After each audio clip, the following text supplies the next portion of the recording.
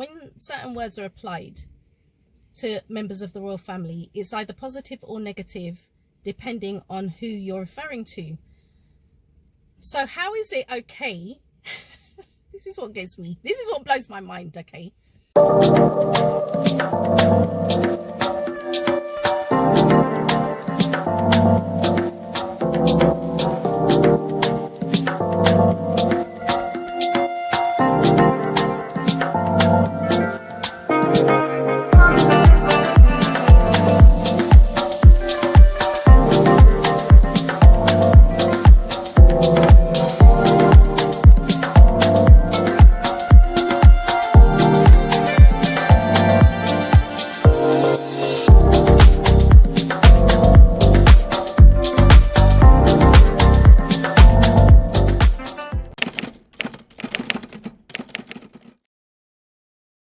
Hey guys, I hope you're all doing well and that you had a great week. To all of my house guests, come in, make yourselves at home, make yourselves comfortable.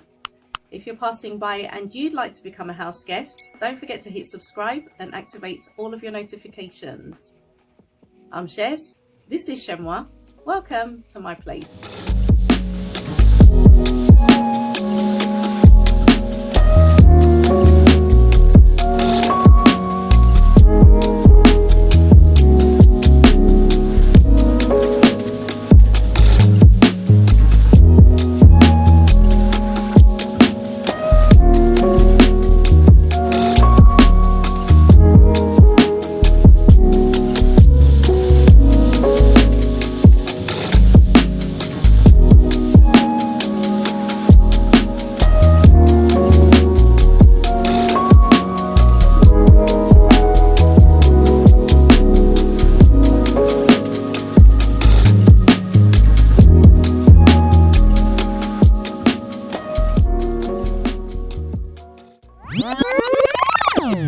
Let's rewind to October 2016 when the relationship between Harry and Meghan was made public.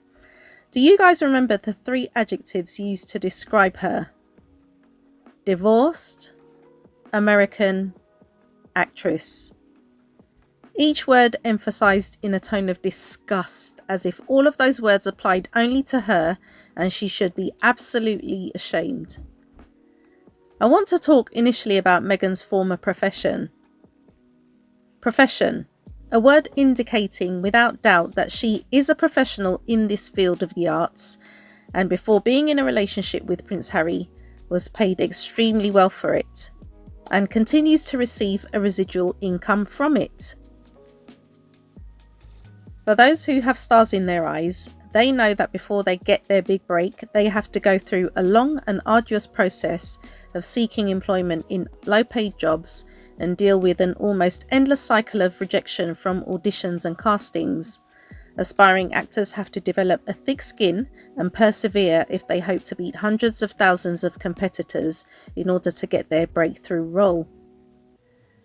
So my question is, if Meghan, having gone through all of what I've just stated, was such a terrible actress, as is often expressed online, how did she last for 7 seasons in a show that was ranked number 1 multiple times? In fact, one could argue that her profession has successfully provided a conduit for transferable skills where, as a self-assured entrepreneur, philanthropist and wife of a British prince, she is able to seamlessly utilise those skills on a more exposed platform, yielding life-altering results for others.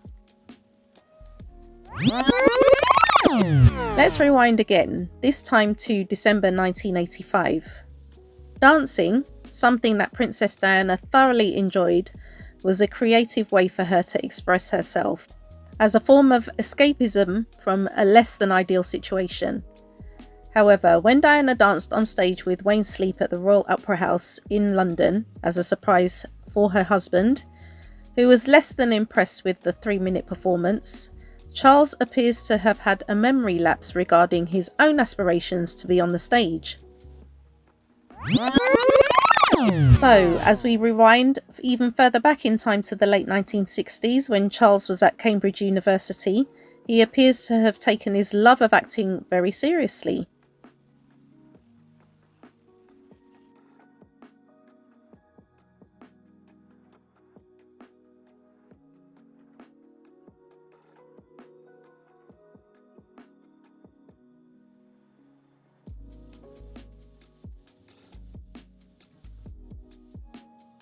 His fondness for the stage is still evident today as he holds his position as president of the Royal Shakespeare Company.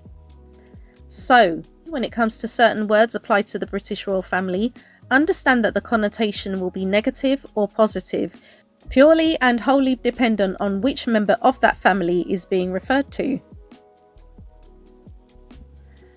As we fast forward to the present day, in September 2024, many people are talking about the acting in a new video released at the beginning of the week, which no one expected and no one requested.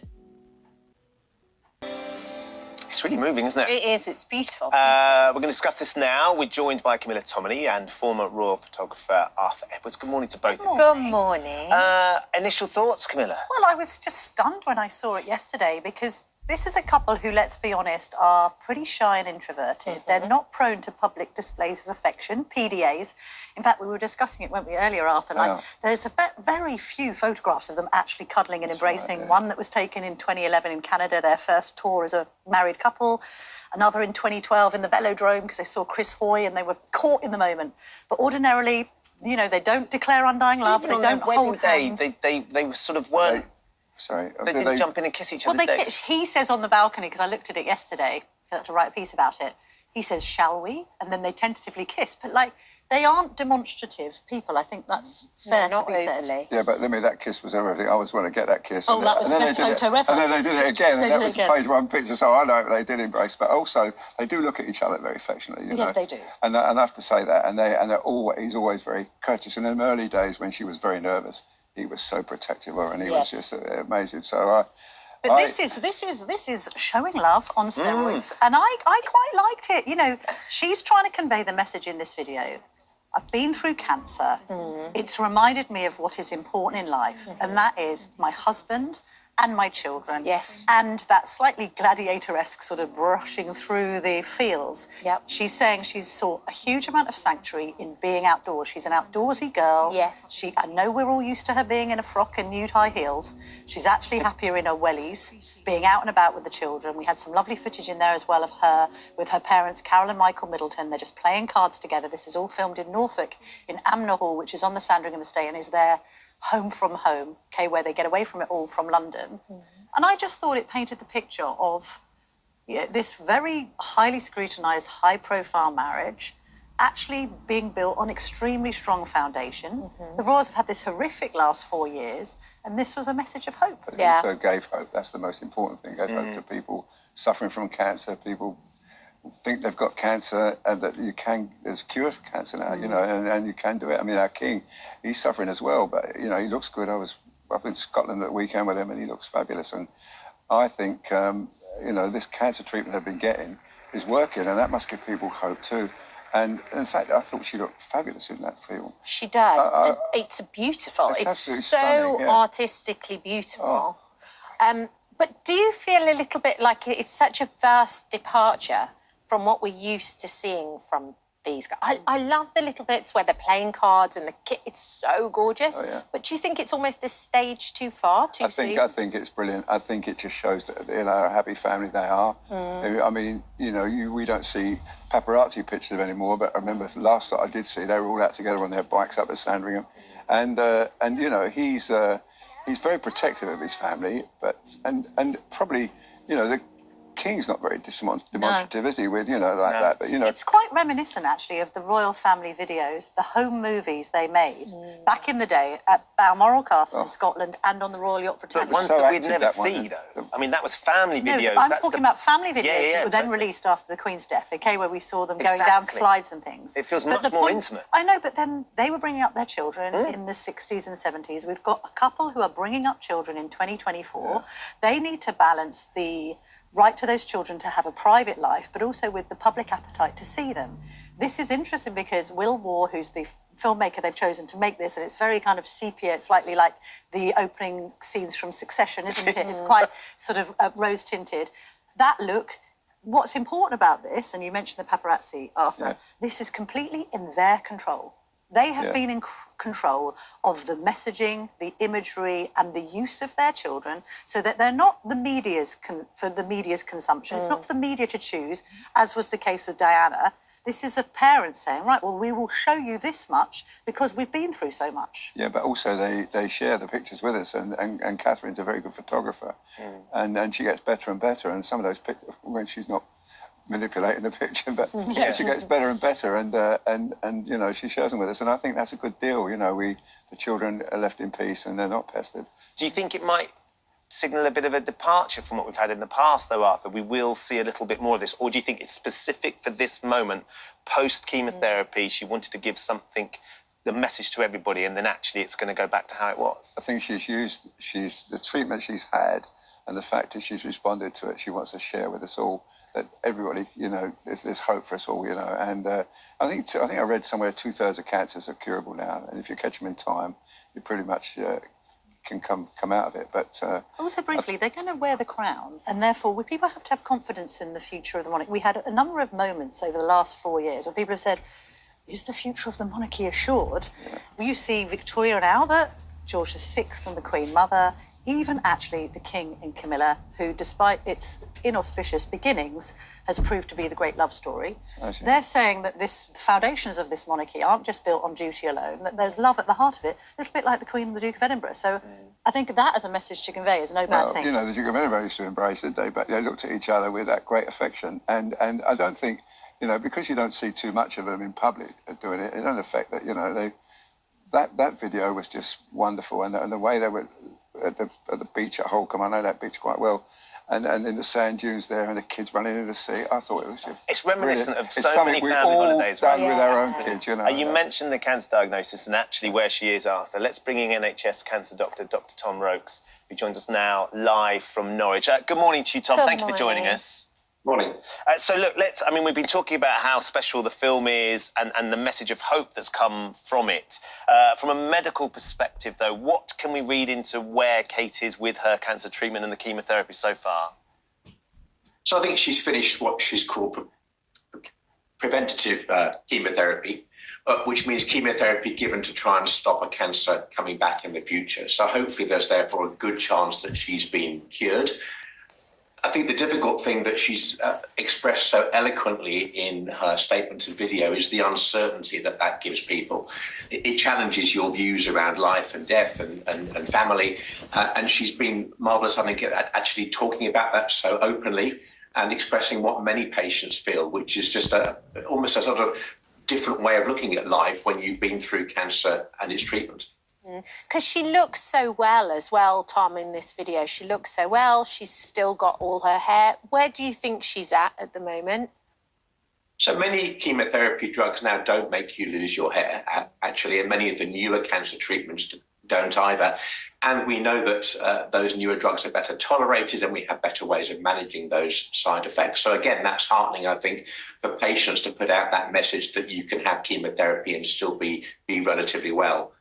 I think it's an odd time for many people when they finish their treatment. You can focus on those visits for your chemotherapy almost as a sort of structure for your life while that's going on.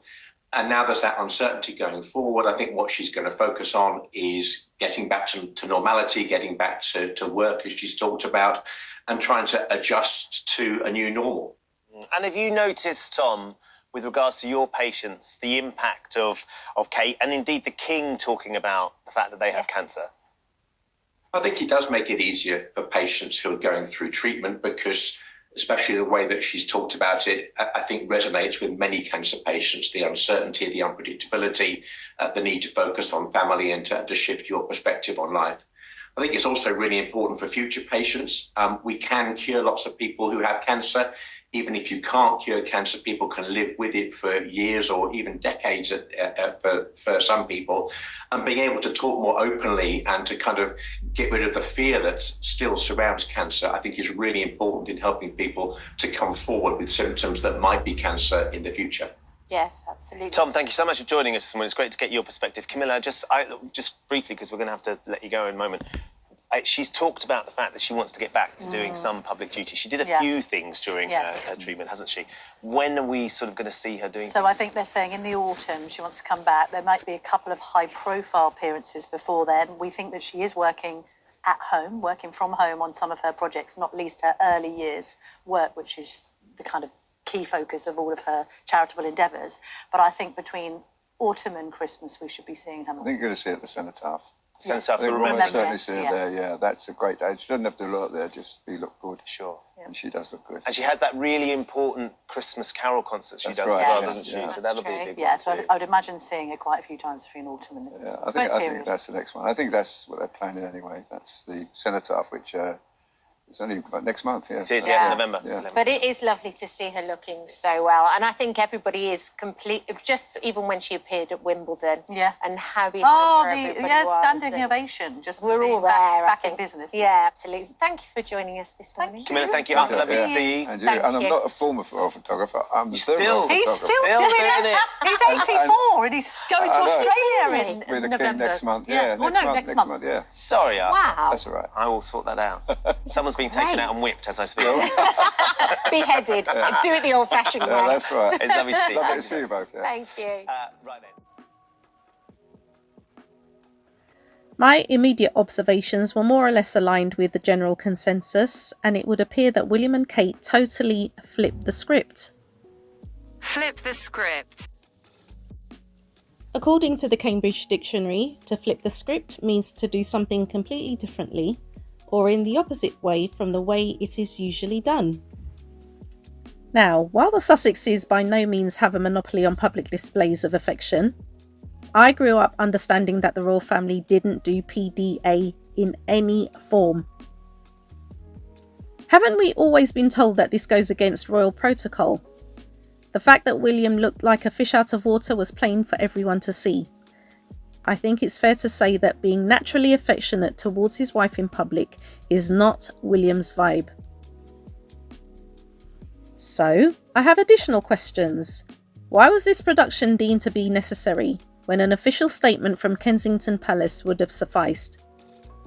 Unless this film was shot in one take, wouldn't Kate have required a significant amount of energy to retake scenes until they were considered perfect?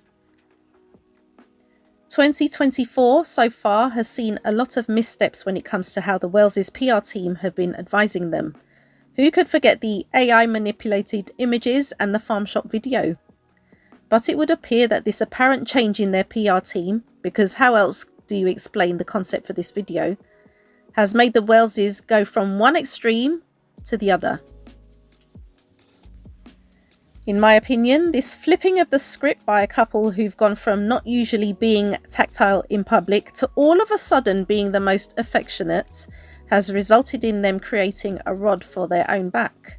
Don't you think that Kate, like many wives, would love for her husband to show genuine affection towards her in public without embarrassment, similar to the way in which Harry does with Meghan? However, after over 20 years of William and Kate being in each other's lives without such public displays, how can we expect William, a middle-aged man who's been doing things his own way for a long time, to suddenly change into something that he is not and is unlikely to ever be? If this year's anything to go by, the one thing that is 100% consistent is William's inconsistency. Whilst I do believe that Kate may be a tactile person to some degree, I definitely do not believe that William is, which is why the very bad acting in this video is totally unsustainable. If Kate is looking at life through a new lens and truly believes in the strength of her family, she's going to need William to be more outwardly demonstrative in his support of her so that she, along with anyone else who cares, is assured that they do indeed have a strong bond because the future of the monarchy is dependent on that bond. I love seeing couples in love. It gives everyone else hope for their own relationships. However, fairy tales are not something I believe in, but UK society definitely buys into it. Which is why many people in this nation have no objection to millions of pounds being spent on a state occasion in the misguided notion that the UK is the envy of the world. UK society finds it hard when confronted with signs that may shatter that fairy tale, which is exactly what happened with Charles and Diana's marriage. In order for the British royal family to remain a credible and relevant entity, they desperately need you to believe in that fairy tale, and this is what Kensington Palace is trying to sell you, another fairy tale. For me, This cinematic dramatization portraying a loving couple with their young children, who were great by the way, is really nice and very aspirational, but it's definitely not rooted in reality.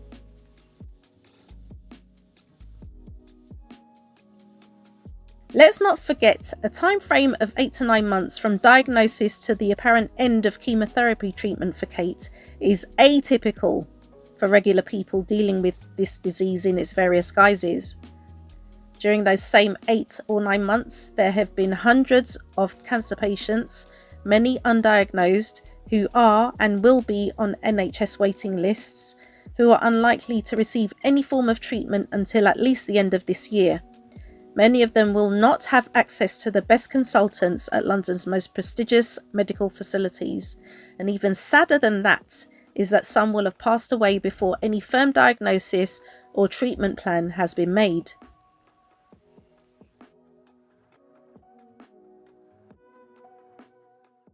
To all those who are continuing their own cancer journey, I remain with you, side by side, hand in hand. Out of darkness can come light, so let that light shine bright.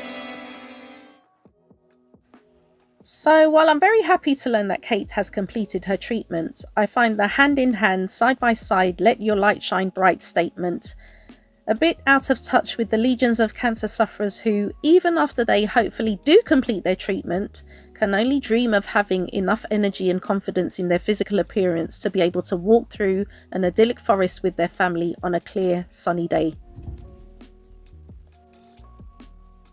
Here is someone whose perspective may resonate with you much more than mine ever will. This opinion piece was written by Hilary Osborne for TheGuardian.com, published on the 11th of September 2024. Kate's recovery is great news, but be wary of a soft-focused view of life after chemo. I hope people took comfort from the royal video, but a film made after my treatment would have been greyer and grottier, perhaps more typical. I'm trying to imagine what a film announcing my recovery from cancer would have looked like. Probably a bit like a trailer for a new zombie film rather than a flake advert. Probably nothing like the video released by the Princess of Wales to mark her emergence from treatment. For wandering through wheat fields, I would substitute tackling an overgrown garden that I had not had the energy to do anything with for more than a year, before having to have a sit down because I was so knackered. For a contemplative lean against a tree, I would substitute a rest against a lamppost, on the way to work for a quiet sob. For shiny hair and complexion, I would substitute what one of my doctors described as a sort of greyness that seems to linger on patients for a while after chemo. Of course, Catherine wasn't going to release a film showing her sobbing on a beach as she wondered if her cancer would come back and why she wasn't now enjoying every single moment of her precious post-cancer life as I did last summer. Her keenness to return to work wasn't ever going to be publicly followed by her describing her fears that she had forgotten how to do it or might not manage a whole day without needing a rest or a cry or both. I mentioned this often to people. And she was hardly going to appear in her pyjamas wondering why she sometimes still struggled to get out of bed even though the treatment was done. Hers was the version you would post on Facebook with the grotty bits cropped out. But despite knowing that, I still found watching such glossy images of cancer's aftermath quite jarring. When the princess first announced she had cancer in a video in March, I was very moved. As someone who had been diagnosed with breast cancer 2 years earlier and was just finishing treatment, I related to her shock and her fears for the future. I hoped she would have a successful course of treatment. And I am really pleased she has made a recovery, but I found this new film upsetting in a different way. Her message of hope is lovely, but the soft focus image of life on the other side of the course of chemo, despite the words that go with it, underplays the strain on patients and their families. The words cancer and chemotherapy cover a whole range of things, but if you have never encountered either close up, then please know that it doesn't always look like this. Yes, there will be other people who've gone through it and come out the other side looking the same, but for many there are mental and physical scars that may never heal. Obviously, no one looks at the royal family for reality, but it feels we are being talked to as if we can relate to what Catherine has been through. While some of the sentiments rang a bell for me, the whole package was so far from relatable, I wished I hadn't watched it. I feel glad I didn't see it as soon as I'd finished my chemo, when I was definitely grey and had a lot more anxiety than I do now about how to enter the world again. Hopefully there were other people watching who took more comfort from it than I did, and, of course, it's her recovery to celebrate and communicate as she wants. I really hope it was her choice how it was done, but to anyone out there who worries that they can't relate, please be assured that other cancer sufferers may have made quite a different film. In my version, there would have been happiness and love, but with an undercurrent of fear. I've written before about how cancer made me quite horrible at times and tested those closest to me, and my film definitely would have included arguments about the dishwasher.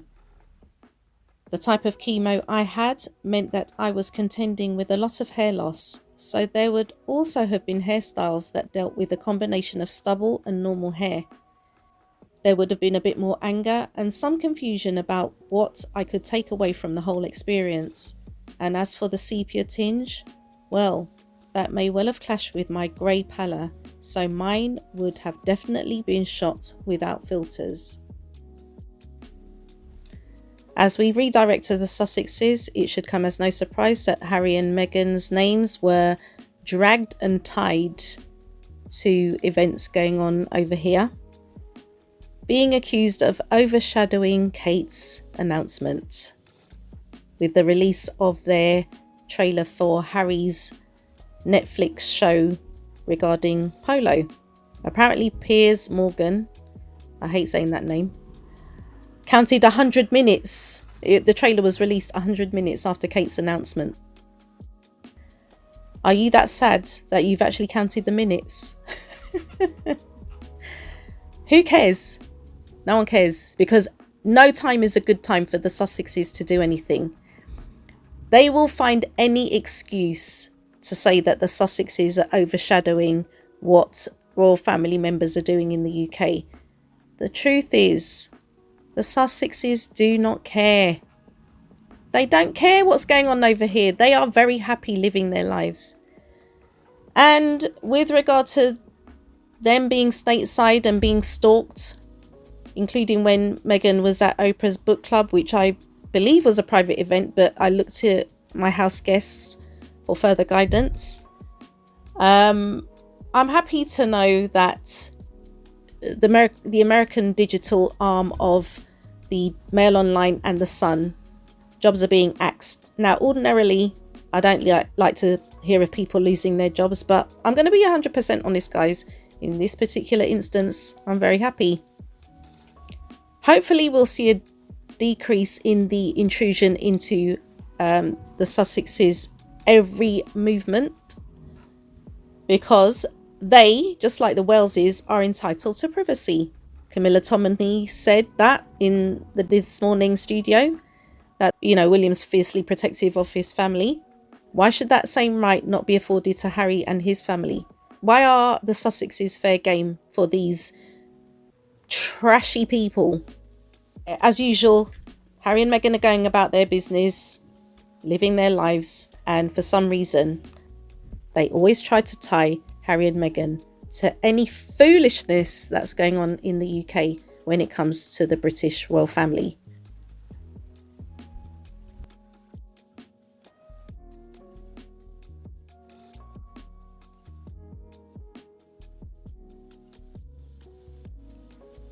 And as we see the Waleses pivot, it would appear that they're not the only ones who are flipping the script. Because it seems that William is taking yet another leaf out of the Sussexes' book by not informing the media, including the Royal Rota, about their plans in advance. The media was caught unaware. So don't be surprised if you start to see a steady stream of negative stories about the Waleses as William digs his heels in under the guise of protecting his wife, in an attempt to exert some level of control over his co-conspirators. On the day this video uploads, it will be Harry's 40th birthday. the day he officially inherits a substantial sum of money left to him by his great-grandmother, the late Queen Mother. Like millions of individuals who inherit substantial sums of money or assets held in trust, it was willed to him legally, which means that nobody can take it away from him, and those who have an issue with this are simply wasting their breath. It's interesting to note that zero attention was paid to William when he received his share of that inheritance, once again demonstrating the other disease that's a killer in our society: jealousy. And as I conclude, let's be reminded that Princess Diana's children were able to do something that she did not have the opportunity to do: celebrate a 40th birthday. Let's celebrate the fact that despite evil people wishing otherwise, Princess Diana's youngest son, Prince Harry, the Duke of Sussex, happily married to Meghan, the Duchess of Sussex, with whom he has 2 beautiful children, is extremely grateful to be able to spend this significant milestone in his happy place. I think we've done a really good job, and I have no regrets. It's incredibly sad, but I have no regrets at all, because now I'm in a place where I feel as though I should have been 4 years ago. Okay guys, so I had to quickly pop out, which is why you see me end the video in the car. But I've got so many thoughts about this whole thing. So I've had to make some notes because I don't want to just ramble on and on. So, what were my thoughts as I put them down on paper? Yeah, this whole video is very odd. Very, very odd. And the thing is, not many people were aware of it, even as it got to the middle of the week. Even some of, a couple of my friends that I'd spoken to, even my mum, I mentioned it to her. She's like, what video? They were saying, what video are you talking what video are you talking about? I'm like, did you not see the Kate videos? Like, no? What video? Which, that kind of surprised me. As I said before, when certain words are applied to members of the royal family, it's either positive or negative, depending on who you're referring to. So how is it okay? This is what gets me. This is what blows my mind, okay? William and Kate employed this director, film producer, whatever he is, Will War, I think his name is, to actually, produce a film, a short film about her, letting everyone know about her cancer treatment. Now, why she couldn't sit on a bench and do what she did back in, I think it was March, that's not good enough for them now. They got to do a whole production. So acting, because it doesn't come naturally to them, especially William. Like I said, the kids were fine. I love seeing the kids, especially when they're really happy. So that, that doesn't bother me, and I'm sure they loved the experience as well.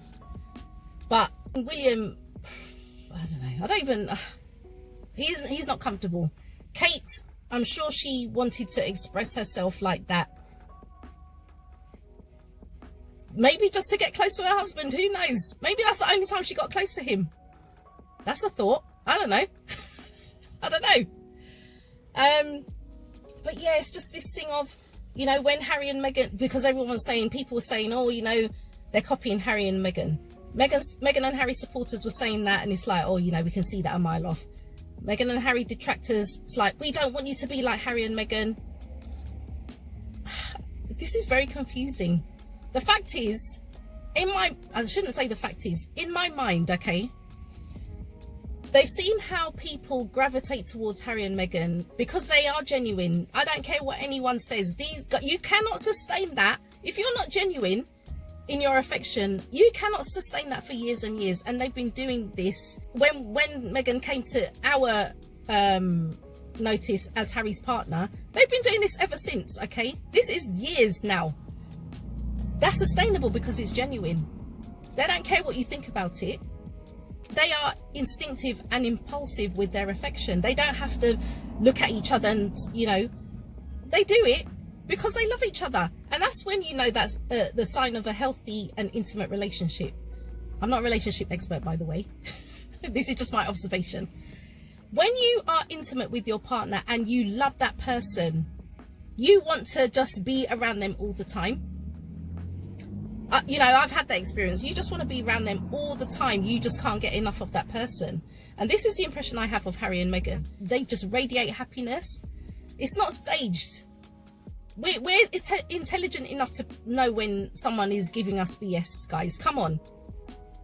So in my mind, Kensington Palace have seen how Harry and Meghan have been well received because they are so natural. And it's like, okay, William and Kate, can we, you know, we can try this angle because we want them to believe in your love.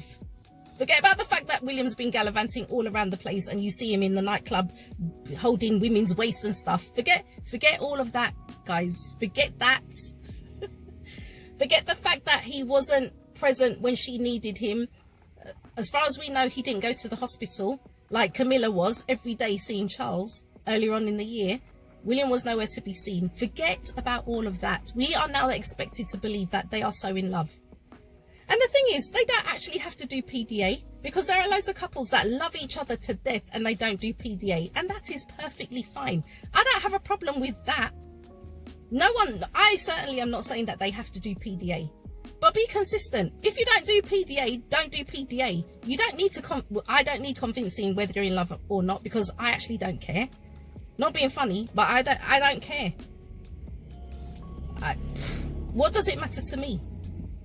All I want to know is that you're genuine. I would have more respect for them if they were genuine from the jump, but I don't because they're not genuine.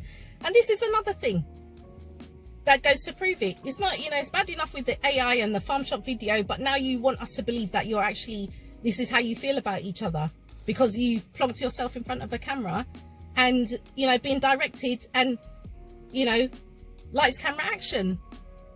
And it's acceptable. Everyone's like, oh yes, they love each other because they showed us in this film. Meanwhile, Harry and Meghan do this all the time, but they're ready for divorce. You see it online. Oh, Harry and Meghan, their divorce is imminent. This world is mad. So what that confirms to me yet again is that people would rather be sold a lie than be told the truth, because as we saw in Harry and Meghan's Netflix documentary, the truth is too uncomfortable. That's why they're not liked, because they told the truth. And they're not deviating from that. And they've moved on from that, because if they hadn't moved on, you wouldn't see their progression now. So, I mean, I don't know what all this is, but it's very interesting. So when Meghan's an actress, a professional actress, she's a bad actress because she acts all the time as far as people are concerned. Harry is not stupid. I keep saying this. The claim is that she's manipulative, blah, blah, blah. Harry knows what manipulation looks like. Meghan is not that. Harry is very, very well aware of what manipulation looks like. Do you think he'd stay with her this long? Do you think he'd be happy as he is now? He said he's the happiest he's been. So acting, when it comes to Meghan, it's bad. When it comes to William and Kate, who have no experience in acting, but they've been told by their PR, oh yeah, you can do this the same as Harry and Meghan, you'll get the same reception. It doesn't work because it's not genuine. In my mind, okay? With regard to the media was blindsided. As I said, William took a leaf out of the Sussexes book by not informing them of this video beforehand. And the media's gone mad. It's like, right, since you haven't told us, we're gonna tell you what we think of this video. We don't like it, basically. The two that you saw in This Morning studio, they have to say that because they want to keep their jobs. Arthur Edwards he's been with the royal family for the longest time, because I remember him from when I was a child. And when Harry and William were children, he had direct access to them all the time. As they've got older and times have changed, he can't accept the fact that Harry is his own man and makes his own decisions and has left the UK, but he blames it, like most people do, on Meghan. It's Meghan's fault why he's gone. That's why I don't like Harry anymore. That's why he wants you to know that he's not the former royal photographer. He's still a royal photographer, and you better remember. He was very angry about that. He tried to hold it down, but he was very angry that Ben Shepherd said, oh, former royal photographer. No, I'm not a former royal photographer. I'm still the royal photographer. And I'm going with them to, where is it? Australia next month, or wherever it is. I can't remember.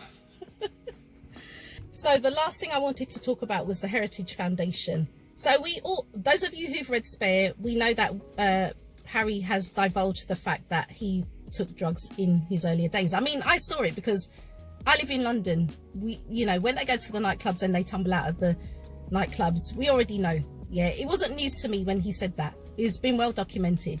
So he wasn't hiding anything. So the Heritage Foundation, which is a conservative think tank, their mission was to have Harry barred from living and working in the US, basically get him deported. So they tried to mess around with his visa application or whatever it was. I don't know the technicalities. That was terminated. That thing, their applications have this done, was terminated on the 9th of September. So that was on Monday just gone. They failed in their mission to destroy Harry yet again. And you will see that these people that are out to destroy Harry and Meghan, they will not succeed. There are financial things going on with Charles at the moment. Royal family's just had a £45 million pay rise for what? I don't know. But these things are acceptable. When it comes to Meghan and Harry, nothing's acceptable. But when it comes to the British royal family members in the UK, it's acceptable. And we, not me, I'm not including myself, and I'm not including my house guests in this. People just accept it because it makes them feel good. Don't tell people the truth because the truth makes people feel uncomfortable. So this is another untruth or half truth that you're being sold with regard to to William and Kate. Like, you don't have to show us public displays of affection if that's not who you are as a couple. It raises more questions than answers, because she could have sat on a bench and told us she's come to the end of her chemotherapy treatment, or Kensington Palace could have just released a statement. I don't understand what this Hollywood wannabe pretend production is about. It just doesn't make sense. It does not make sense, guys. Anyway, before I go, I just wanted to wish Harry a very, very, very, very, very happy 40th birthday. I don't think he imagined that his birthday would be spent in a place where he's mentally, geographically and physically content. But I'm very happy for him that he gets to celebrate it where he's whole, if that makes sense, and that he's not among toxic family members, and he's free to enjoy his birthday, this milestone birthday, something that his mum didn't get to experience. So yeah, I think I've said all I want to say. So on that note, guys, if your thoughts were provoked in any way, don't forget to give this video a thumbs up. And if you haven't yet become a house guest, don't forget to hit subscribe and activate all of your notifications. I want to take this opportunity to thank all of you for watching. Enjoy the rest of your day, and you shall catch me in the next video.